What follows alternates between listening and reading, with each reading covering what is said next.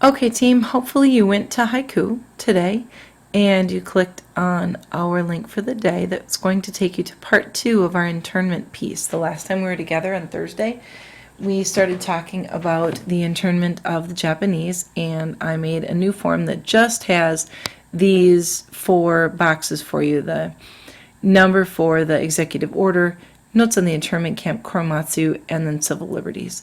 So you can take notes on those things as we go today, and this will be relatively brief but very, very important. So let's pick up where we left off. And that would be with Executive Order 9066. And remember that Executive Order 9066 is the document that FDR signed off on February 19th of 1942 that gave the authorization to intern over 120,000 Japanese Americans, and none of which, by the way, were ever have proven to be spies or in any way disloyal. So keep that in the back of your mind as we go through. So when we left off, we were talking about how the Japanese who were interned had the opportunity to conduct themselves as Americans. They were able to take loyalty tests and do Pledge of Allegiance and join the Boy Scouts and Girl Scouts and all that kind of stuff, play baseball, blah, blah, blah. But really what these internment camps did was it stripped them of their culture. And that is where we left off with this picture of the dining hall with the people who were interned, and this is at Manzanar. And the clip that I would like to play for you is by an author who wrote Farewell to Manzanar. She was interned as, I believe, a 7-year-old. She'll clarify that in the interview that you're about to hear. And I would like you to take notes in that first big box about notes on the internment camp, about what did they experience in the camps and how did it affect their families. So with that, I am going to call up the interview, and I'd like you to listen to the following. My name is Jean Wakatsky Houston, and I am the co-author of Farewell to Manzanar with my husband, James D. Houston. I was the youngest of 10 children, and I was 7 years old when the Second World War began in 1941.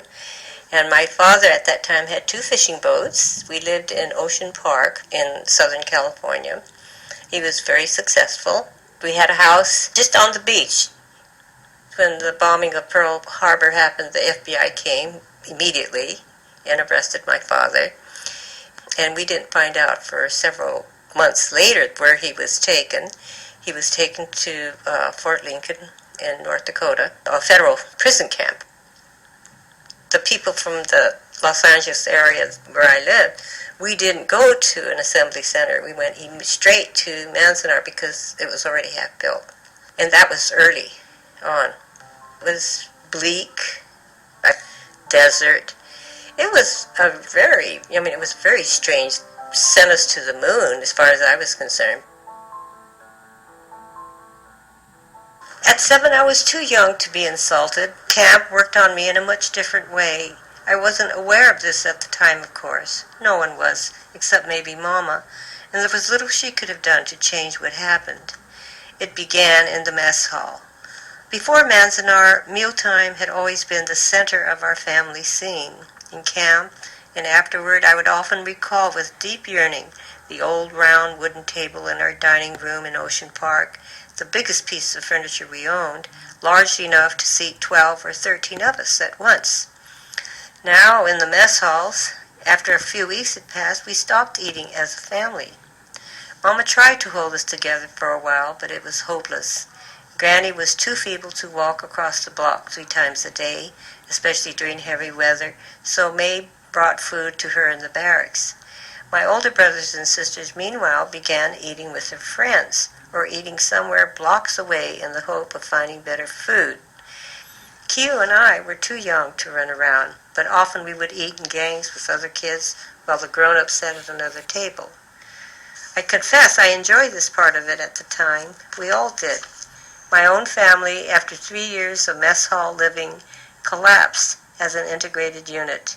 Whatever dignity or feeling of filial strength we may have known before December 1941 was lost, and we did not recover it again until many years after the war.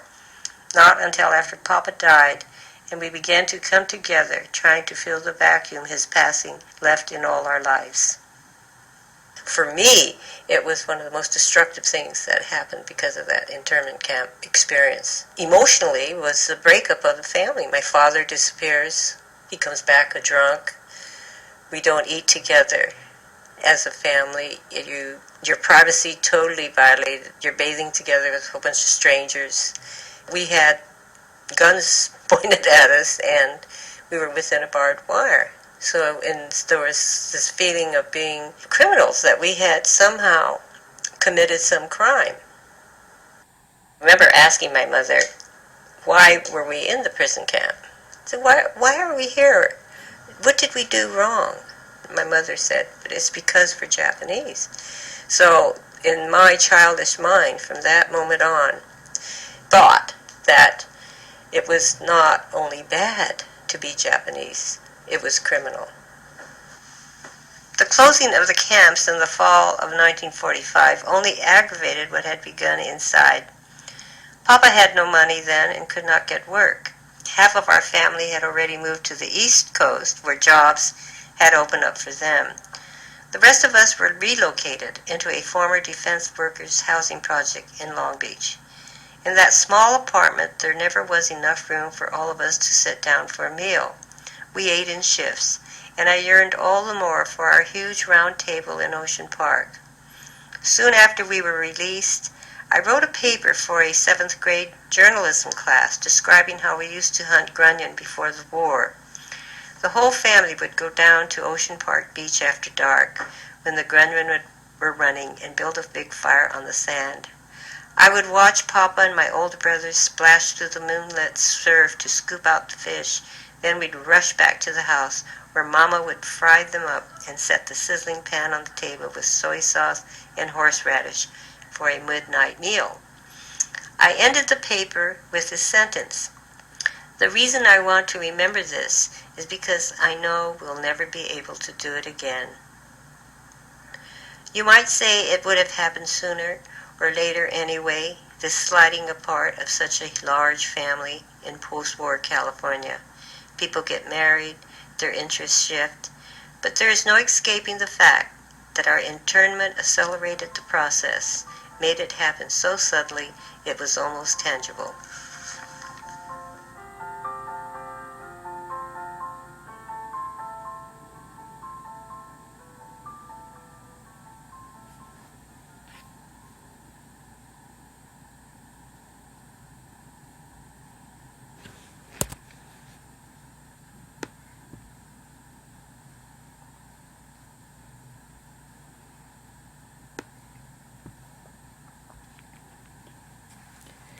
I hope you caught her comments about what it was really like to live in the Manzanar internment camp, and as far as dining and living and bathing and just being, it was totally stripping them of their identity, of their culture, of their heritage. So the next piece that I wanted to make sure that you are aware of is there's a group that is standout in our history. It's the 442nd Regimental Combat Team. They got to be known, like it says on the screen, as the Purple Heart Battalion for the injuries that they sustained. But really, a lot of these guys, either they were in the internment camps or their families were in the internment camps, or both. And Eisenhower really had a problem with agreeing to have Japanese Americans fight in the war. He said it would be a security risk, there would be spies, they would betray us, blah, blah, blah.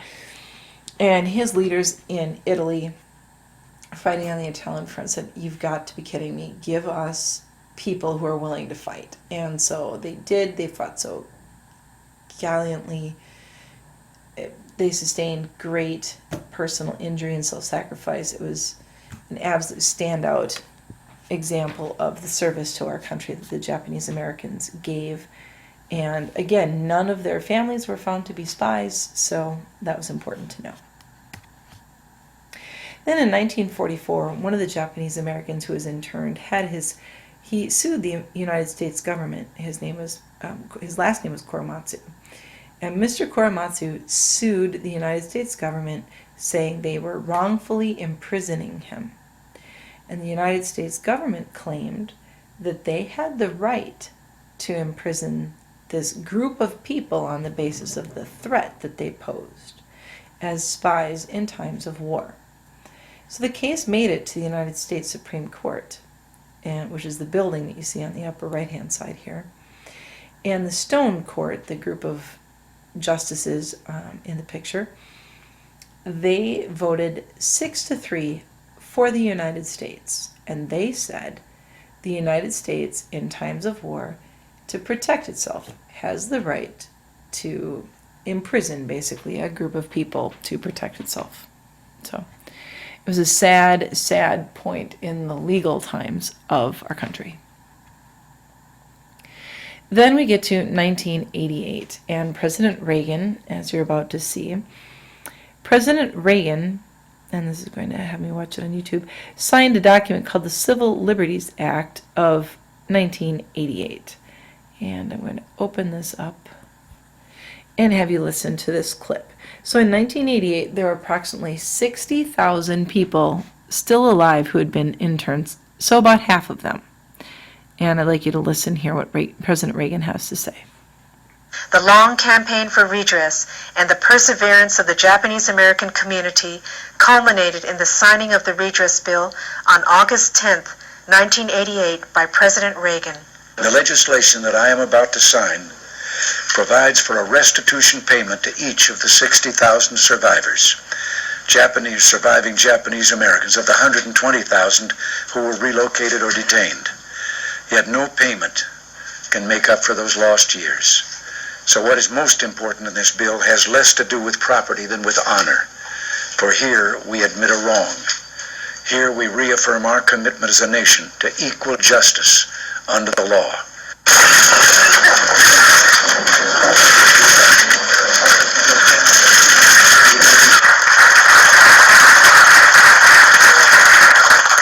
Thank you all again, and God bless you all. I think this is a fine day. Okay, so in 1988, President Reagan signed this Civil Liberties Act, and it gave $20,000 to each of the survivors who had been interned. But more importantly, in President Reagan's terms, is it gave them back honor, and the United States government publicly admitted that it did wrong by doing the internment.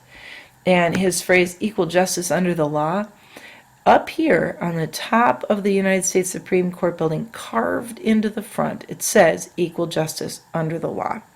So when he said that we're reaffirming equal justice under the law, he's referencing back to Korematsu, the Supreme Court, and saying we're sorry. I hope this information was helpful. Please know that it's posted on Haiku under Today. If you need to revisit it, you can watch it again, fill in your notes, and we'll go from there. At this point, we are going to need you to check the box to submit your responses, submit them, and then listen really carefully. We need you to click in the upper corner. We need you to click yourself to log out and then shut down. Don't just do a simple restart. You're going to log out and shut down. If you haven't done this for a while, it's going to take you a while to do the restart. Mr. Benokin is going to be joining us. You might remember last week when I asked you to go to Safari and go to the Google Earth thing and how it didn't work. We have it ready to work, but we need you to do that. We need you to log out, shut down. And once it's shut down, use the button on your computer to restart, and we will be good to go.